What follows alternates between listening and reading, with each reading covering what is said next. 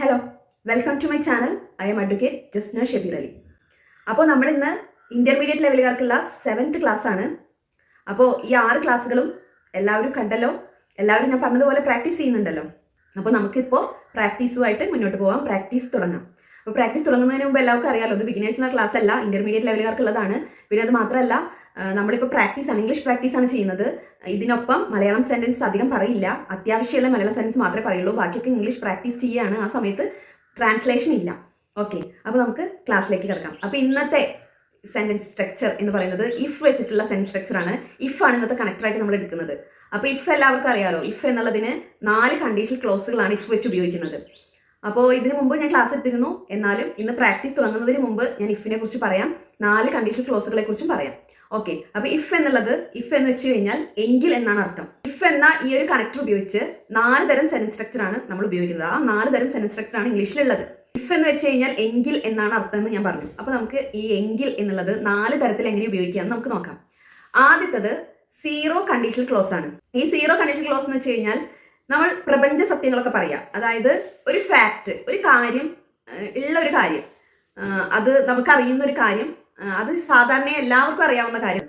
അപ്പോൾ അങ്ങനെയുള്ള ഫാക്റ്റ് പറയാനായിട്ട് നമുക്ക് സീറോ കണ്ടീഷണൽ ക്ലോസ് ഉപയോഗിക്കാം. അപ്പോൾ നമ്മളൊരു എക്സാമ്പിൾ ഇങ്ങനെ പറയാം, പ്രപഞ്ച സത്യം ഫാക്റ്റ് എന്നൊക്കെ പറഞ്ഞു കഴിഞ്ഞാൽ എന്താണെന്ന് നിങ്ങൾക്ക് തോന്നുന്നുണ്ടാവും. അതിങ്ങനെയാണ്, അതായത് വെള്ളം 100 ഡിഗ്രിയോളം ചൂടാക്കുകയാണെങ്കിൽ അത് തിളയ്ക്കും. അതിപ്പോൾ എല്ലാവർക്കും അറിയുന്ന കാര്യമാണ്. അങ്ങനെയുള്ള കാര്യങ്ങളൊക്കെ പറയാനായിട്ടാണ് സീറോ കണ്ടീഷൻ ഉപയോഗിക്കുന്നത്. അപ്പോൾ ഈ സീറോ കണ്ടീഷൻ ഉപയോഗിക്കുമ്പോൾ ഇഫിനൊപ്പം സിമ്പിൾ പ്രസന്റ് ടെൻസ് ആയിരിക്കും. അതുപോലെ ഇഫ് കഴിഞ്ഞ് കോമയിട്ട് ഒരു സെൻസ് പറയുമല്ലോ, അതും സിമ്പിൾ പ്രസന്റ് ആയിരിക്കും. എക്സാമ്പിൾ ശ്രദ്ധിക്കൂ. If you heat water to 100 degree Celsius it boils. അപ്പോൾ ഇവിടെ ശ്രദ്ധിച്ചോ, ഇഫ് യു ഹീറ്റ്, നിങ്ങൾ ചൂടാക്കുകയാണെങ്കിൽ, എന്ത് ചൂടാക്കുകയാണെങ്കിൽ, water to 100 degree Celsius, 100 degree സെൽഷ്യസിലേക്ക് നിങ്ങൾ ഈ വാട്ടറിനെ, വെള്ളത്തെ, ഇഫ് യു ഹീറ്റ്, നിങ്ങൾ ചൂടാക്കുകയാണെങ്കിൽ, ഇറ്റ് ബോയിൽസ്, ഇത് തിളയ്ക്കുന്നു. അപ്പോൾ രണ്ടും നമ്മൾ സിമ്പിൾ പ്രസന്റ് ആണ് ഇവിടെ ഉപയോഗിച്ചത്. അതായത് ഇഫിനൊപ്പമുള്ള സെൻറ്റൻസും, അല്ലെങ്കിൽ അത് കഴിഞ്ഞാൽ മറ്റൊരു സെൻറ്റൻസ്, നമുക്ക് ഇഫിനൊപ്പം ഒരു സെൻറ്റൻസ് ഉപയോഗിച്ച് കഴിഞ്ഞാൽ മറ്റു സെൻറ്റൻസ് എന്തായാലും ഉപയോഗിക്കും അല്ലേ. നമ്മൾ എങ്കിൽ, അങ്ങനെയാണെങ്കിൽ എന്ന് പറഞ്ഞാൽ ബാക്കിയുള്ള സെൻറ്റൻസ് ഉപയോഗിക്കും. അപ്പോൾ ഇഫ് എന്ന് പറയുന്നത് ഒരു കംപ്ലീറ്റ് സെൻറ്റൻസ് അല്ലല്ലോ. ഇഫ് പറഞ്ഞിട്ടുള്ള സെൻറ്റൻസ് ഒന്നും കംപ്ലീറ്റ് സെൻറ്റൻസ് അല്ല. അതിനൊപ്പം ഒരു സെൻറ്റൻസ് ഉപയോഗിച്ചാലേ അത് കംപ്ലീറ്റ് ആവുള്ളൂ. അപ്പോൾ ഇത് രണ്ടും സിമ്പിൾ പ്രസന്റ് ഉപയോഗിക്കുകയാണെങ്കിൽ അതൊരു ഫാക്റ്റ് ആണ്, അറിയുന്ന ഒരു പ്രപഞ്ച സത്യമാണ്, അല്ലെങ്കിൽ അതൊരു ഫാക്റ്റ് ആണ് നമ്മളത് പറയുന്നത്. അത് മാത്രമാണ് സീറോ കണ്ടീഷൻ ഉപയോഗിച്ച് പറയുന്നുള്ളൂ. ഈ രണ്ടും പ്രസന്റ് ആക്കി പറയുകയാണെങ്കിൽ അതൊരു ഫാക്റ്റ് മാത്രമേ നമുക്ക് അങ്ങനെ പറയാൻ പറ്റുള്ളൂ. ഇനി അടുത്തത് ഫസ്റ്റ് കണ്ടീഷൻ ക്ലോസ്. ഈ ഫസ്റ്റ് കണ്ടീഷൻ ക്ലോസ് എന്ന് വെച്ച് കഴിഞ്ഞാൽ നമ്മളൊരു കാര്യം പറയുകയാണ്, അത് ഫ്യൂച്ചറിലെ ഒരു കാര്യവുമായിട്ട് ബന്ധപ്പെടുത്തിയിട്ടാണ് നമ്മൾ പറയുക അല്ലെ. എങ്കിൽ എന്ന് വെച്ച് തുടങ്ങുമ്പോൾ ഇങ്ങനെയാണെങ്കിൽ അങ്ങനെ ആവും, അങ്ങനെ പറയാം. ആ കാര്യങ്ങളാണ് ഫസ്റ്റ് കണ്ടീഷൻ ക്ലോസിൽ പറയുന്നത്. അപ്പൊ എക്സാമ്പിൾ ശ്രദ്ധിക്കും. മഴ പെയ്യുകയാണെങ്കിൽ നമുക്ക് ട്രിപ്പ് ക്യാൻസൽ ചെയ്യാം. അപ്പൊ ഇവിടെ ശ്രദ്ധിക്കാം, മഴ പെയ്യുകയാണ്, മഴ പെയ്തിട്ടൊന്നുമില്ല, നമ്മൾ പറയാണ് മഴ പെയ്യുകയാണെങ്കിൽ നമുക്ക് ട്രിപ്പ് ക്യാൻസൽ ചെയ്യും, ഞങ്ങൾ ട്രിപ്പ് ക്യാൻസൽ ചെയ്യും. അപ്പോൾ ഇവിടെ ശ്രദ്ധിക്കേണ്ടത്, നടന്നിട്ടില്ലാത്തൊരു കാര്യമാണ് നമ്മൾ പറയുന്നത്. നടന്നിട്ടില്ലാത്തൊരു കാര്യമാണെങ്കിൽ, അങ്ങനെ ഒരു കാര്യം ഉണ്ടാവുകയാണെങ്കിൽ നമ്മൾ ഭാവിയിൽ ഒരു കാര്യം ചെയ്യും. അതാണ് ഈ ഫസ്റ്റ് കണ്ടീഷനിൽ ഉപയോഗിക്കുന്നത്. ഇഫ് ഇറ്റ് റെയിൻസ്, മഴ പെയ്യുകയാണെങ്കിൽ, അവിടെ നമ്മൾ എന്ത് വെച്ചു, സിമ്പിൾ പ്രസന്റ് വെച്ചു. ഇനി അപ്പുറത്ത് ഫ്യൂച്ചറിൽ ഒരു കാര്യം ആയതുകൊണ്ട് നമുക്ക് വിൽ വെക്കാം, ക്യാൻ വെക്കാം, മേ വെക്കാം. ഇതൊക്കെ നമുക്ക് ഫ്യൂച്ചറിൽ ഒരു കാര്യം പറയാനായിട്ട് ഉപയോഗിക്കാം. അപ്പോൾ if it rains we will cancel the trip, നമുക്ക് ട്രിപ്പ് ക്യാൻസൽ ചെയ്യും, ഞങ്ങൾ ട്രിപ്പ് ക്യാൻസൽ ചെയ്യും. അപ്പോൾ ഇഫ് ഇറ്റ് റെയിൻസ്, മഴ പെയ്യുകയാണെങ്കിൽ, അവിടെ എങ്കിൽ എന്ന് ഉപയോഗിക്കാനാണ് ഇഫ് വെച്ചത്. If it rains we will cancel the trip. Okay, ഇനി നമുക്ക് അടുത്തത് സെക്കൻഡ് കണ്ടീഷനിലേക്ക് പോവാം. സെക്കൻഡ് കണ്ടീഷനിലും തേർഡ് കണ്ടീഷനിലും നമ്മൾ ഇമേജിൻ ചെയ്ത് പറയാനാണ് ഉപയോഗിക്കുന്നത്. അതായത് സങ്കല്പത്തിലെ കാര്യങ്ങൾ പറയാനാണ് ഈ സെക്കൻഡ് കണ്ടീഷനിൽ ഉപയോഗിക്കുന്നത്. അല്ലാതെ അത് ഒരു നടക്കാത്തൊരു കാര്യം പക്ഷെ ഇമേജിൻ ചെയ്ത് പറയാം. എനിക്കൊരു കാർ ഉണ്ടായിരുന്നെങ്കിൽ, കാറില്ല, കാർ ഇപ്പം അടുത്തൊന്നും എനിക്ക് കിട്ടുകയില്ല. എനിക്കൊരു കാർ ഉണ്ടായിരുന്നെങ്കിൽ ജോലി ചെയ്യാൻ ഡ്രൈവ് ചെയ്തേനെ. അതിന്റെ സെൻറ്റൻസ് സ്ട്രക്ചർ എന്ന് പറയുന്നത്, നമ്മൾ ഇഫിനൊപ്പം സിമ്പിൾ പാസ്റ്റ് ആണ് ഉപയോഗിക്കേണ്ടത്. അപ്പുറത്ത് നമുക്ക് വുഡ് ഉപയോഗിക്കാം, മൈറ്റ് ഉപയോഗിക്കാം, കുഡ് ഉപയോഗിക്കാം. അപ്പോൾ ഇതെങ്ങനെയാണെന്ന് നമുക്കൊന്ന് പറഞ്ഞു നോക്കാം.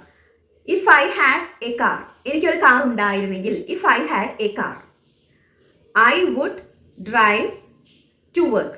ഐ വുഡ് ഡ്രൈവ്, ഞാൻ ഡ്രൈവ് ചെയ്തേനെ, എന്തിന്, ടു വർക്ക്, ജോലി ചെയ്യാൻ ഡ്രൈവ് ചെയ്തേനെ, എനിക്കൊരു കാർ ഉണ്ടായിരുന്നെങ്കിൽ. അപ്പോൾ ഇവിടെ ശ്രദ്ധിച്ചോ, ഇഫ് ഐ ഹാഡ്, അതിനൊപ്പം ഹാഡ് തന്നെയാണ് വരേണ്ടത്. ഏതൊരു സെൻറ്റൻസിനും സിമ്പിൾ പാസ്റ്റിൽ മാറ്റമൊന്നും ഉണ്ടാവില്ല ഹാഡ് വെക്കുമ്പോൾ അല്ലേ. I had, she had, he had, അതൊക്കെ ഹാഡ് തന്നെയാണ്. ദേ ഹാഡ് ഒക്കെ ഹാഡ് ആണ്. പക്ഷേ ഈ വാസ് വേർ അതിൽ വ്യത്യാസം വരുമല്ലോ. അതായത് ഞാനൊരു ഡ്രൈവർ ആയിരുന്നെങ്കിൽ, അങ്ങനെ പറയുമ്പോൾ നമ്മൾ എങ്ങനെ ഉപയോഗിക്കാം? If I was A driver എന്ന് ഉപയോഗിക്കും അല്ലെ. സിമ്പിൾ പാസ്റ്റ് എന്ന് പറയുമ്പോൾ നമുക്ക് അങ്ങനെ ഉപയോഗിക്കാൻ പറ്റുള്ളൂ. പക്ഷേ ഇവിടെ ശ്രദ്ധിക്കേണ്ടത്, ഇമാജിൻ ചെയ്ത് പറയുന്ന കാര്യത്തിൽ നമ്മൾ എപ്പോഴും വേർ ആണ് ഉപയോഗിക്കേണ്ടത്. അത് ഏതൊരു സബ്ജക്റ്റ് വന്നാലും വോസ് ഉപയോഗിക്കാൻ പാടില്ല, വേർ ആണ് ഇവിടെ ഉപയോഗിക്കേണ്ടത്. അതിപ്പോൾ ഐ ആയാലും ഹി ആയാലും ഷീ ആയാലും ഇതിനൊക്കെ നമുക്ക് വോസ് ആണ് ഉപയോഗിക്കേണ്ടത്. പക്ഷെ ഇമാജിൻ ചെയ്ത് പറയുകയാണ് എന്നതുകൊണ്ട് തന്നെ അവിടെ വേർ ഉപയോഗിക്കണം. If I were a driver I would drive to work. ഞാൻ ജോലി ചെയ്യാൻ ഡ്രൈവ് ചെയ്തേനെ, ഞാനൊരു ഡ്രൈവർ ആയിരുന്നെങ്കിൽ. അതാണ് അർത്ഥം if I were a driver. ഇനി അവനൊരു ഡ്രൈവർ ആയിരുന്നെങ്കിൽ എന്ന് പറയാനോ? If he were a driver. ഇനി അവർ ഡ്രൈവേഴ്സ് ആയിരുന്നെങ്കിൽ എന്ന് പറയാനോ?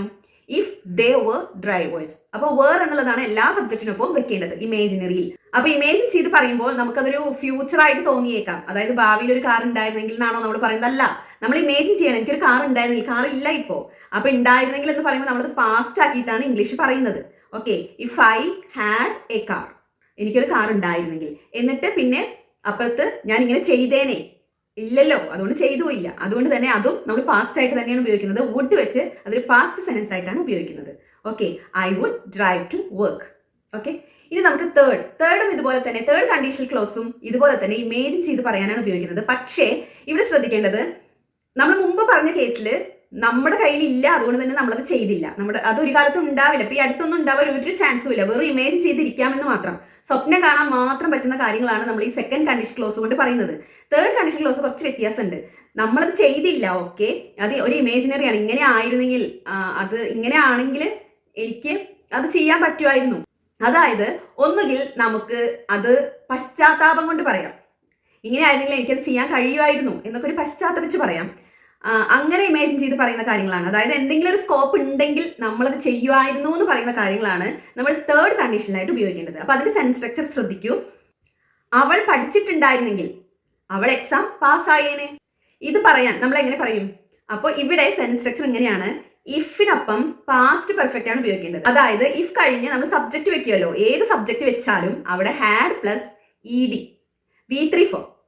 ഇഫ് ഷീ ഹാഡ് സ്റ്റഡീഡ്, അവൾ പഠിച്ചിട്ടുണ്ടായിരുന്നെങ്കിൽ, അവൾ പാസ്സാകുമായിരുന്നു അല്ലെങ്കിൽ പാസ്സായേനെ, അവൾക്ക് പാസ്സാകാൻ കഴിയുമായിരുന്നു എന്നൊക്കെ പറയില്ലേ, അതിന് വേണ്ടി. അപ്പൊ നമുക്ക് അവിടെ വുഡ് ഹാവും കുഡ് ഹാവും ഷുഡ് ഹാവും ഏത് വേണമെങ്കിലും വെക്കാം. ഇവിടെ she would have passed the exam, അവൾ പാസ്സാകുമായിരുന്നു. ഇനി അവൾക്ക് പാസ്സാകാൻ കഴിയുമായിരുന്നു എന്നുള്ളത് ഇവിടെ യോജിക്കും അല്ലെ. She could have passed the exam എന്ന് വെച്ചാലും അവിടെ ശരിയാണ്. If she had studied she would have passed the exam. അപ്പോൾ ഇത്രയും നേരം പറഞ്ഞ 4 കണ്ടീഷൻ ക്ലോസ് ഞാൻ ഇപ്പോൾ പറഞ്ഞു. അത് നിങ്ങൾക്ക് മനസ്സിലായിട്ടുണ്ടാവുമെന്ന് വിചാരിക്കുന്നു. ഇനി നമുക്ക് ഇപ്പൊ പറഞ്ഞ മലയാളമൊന്നും ഇല്ലാതെ ഇംഗ്ലീഷ് മാത്രമായിട്ടാണ് ഞാൻ പറയാൻ പോകുന്നത്. നിങ്ങൾക്കത് മനസ്സിലാക്കി എടുക്കാൻ പറ്റും. ഇപ്പൊ അത് ശ്രദ്ധിച്ചിട്ടുണ്ടായിരുന്നെങ്കിൽ നിങ്ങൾക്കത് മനസ്സിലാക്കി എടുക്കാൻ പറ്റും. അപ്പോൾ നമ്മളിപ്പോ ഇനി ഇഫ് വെച്ചുള്ള സെൻറ്റൻസ് പ്രാക്ടീസ് ചെയ്യാനാണ് പോകുന്നത്. അപ്പൊ എല്ലാവരും നല്ലോണം ശ്രദ്ധയോടെ ഇരിക്കുക. Okay, if you study well you will pass. If you study well you will pass. I will tell her the truth if I see her. ഇവിടെ ശ്രദ്ധിച്ചോ, ഇഫ് എന്നുള്ളത് മിഡിലായിട്ടാണ് വെച്ചത്. അങ്ങനെയും നമുക്ക് പറയാം. സംസാരിക്കുമ്പോൾ പലർക്കും ഇഷ്ടം ഇഫ് മിഡിലായിട്ട് വെക്കാനാണ്. സംസാരിക്കുമ്പോൾ സുഖവും അത് തന്നെയാണെന്നാണ് എനിക്ക് തോന്നുന്നത്. നിങ്ങൾക്ക് എങ്ങനെയാണ് തോന്നുന്നത് വെച്ചാൽ അങ്ങനെ സംസാരിച്ചോളൂ, രണ്ടും ശരിയാണ്. I will tell her the truth if I see Har.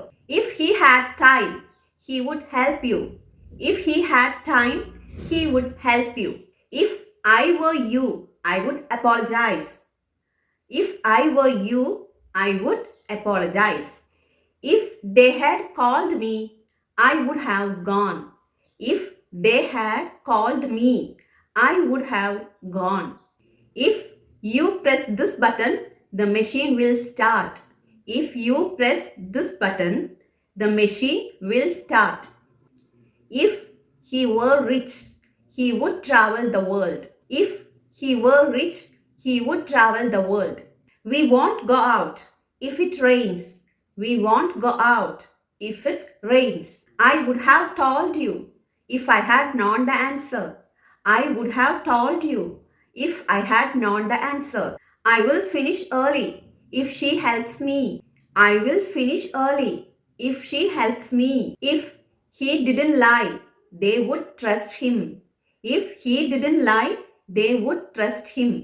We would have reached earlier if we had taken the shortcut. We would have reached earlier if we had taken the shortcut. Success will follow if you work hard. Success will follow if you work hard. She would have come if I had called her. She would have come if I had called her.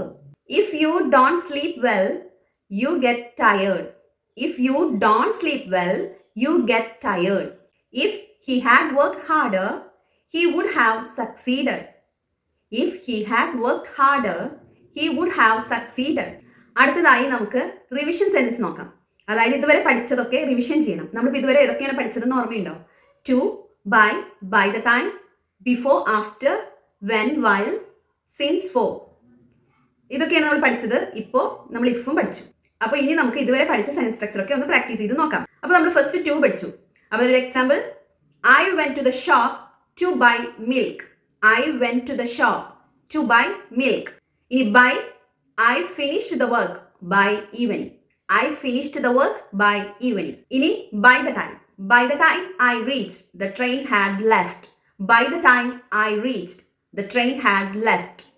അപ്പോൾ ഇത് എന്തൊക്കെയാണെന്ന് അറിയാത്തവർ കഴിഞ്ഞ class കാണണം കേട്ടോ. അപ്പോൾ ഞാനതിൻ്റെ link description ബോക്സിൽ ഇട്ടിട്ടുണ്ട്. ആ ഒരു പ്ലേലിസ്റ്റ് എടുത്ത് തന്നെ നിങ്ങൾ ഇന്റർമീഡിയറ്റ് ലെവലുകാർക്കുള്ള പ്ലേലിസ്റ്റ് സ്പെഷ്യലായിട്ട് അതിൽ ഇട്ടിട്ടുണ്ട്. അപ്പോൾ ഇതിന് മുമ്പ് ഇട്ടിട്ടുള്ള എല്ലാ ക്ലാസ്സും നിങ്ങൾ കാണാം. ഇനി After the meeting, we had tea. After the meeting, we had tea. Before going to school, I packed my bag. Before going to school, I packed my bag. Ini when I was a child, I loved painting. When I was a child, I loved painting. Ini while watching TV, I fell asleep. While watching TV, I fell asleep. Ini since. I have been living here since 2015. I have been living here since 2015. ഇനി 4, I waited for an hour. I waited for an hour. അപ്പോൾ ഇത്രയൊക്കെ നമ്മൾ പഠിച്ച സ്ഥിതിക്ക് നമ്മളൊരു paragraph എങ്കിലും ഒരു ദിവസം എഴുതി നോക്കണം. അപ്പോൾ നമുക്കതൊന്ന് പറഞ്ഞു നോക്കാം. ഇന്നത്തെ പാരഗ്രാഫ്, അതായത് ഇതുവരെ പഠിച്ച സെൻസ് സ്ട്രക്ചർ ഉപയോഗിച്ച് ഒരു പാരഗ്രാഫ് നമുക്ക് പറഞ്ഞു നോക്കാം. Last Sunday, I had to go to the railway station to pick up my cousin. Last Sunday, I had to go to the railway station to pick up my cousin. By the time I reached, the train had already arrived. By the time I reached, the train had already arrived. After meeting him, we went to a hotel for lunch. After meeting him, we went to a hotel for lunch. Before ordering food, we washed our hands. Before ordering food, we washed our hands. While we were eating, he told me about his trip. While we were eating, he told me about his trip. He was so tired because he had been traveling since morning. He was so tired because he had been traveling since morning. We stayed there for some time and talked a lot. We stayed there for some time and talked a lot. When we left the hotel, it started raining. When we left the hotel, it started raining. I didn't take an umbrella, so we waited there. I didn't take an umbrella, so we waited there.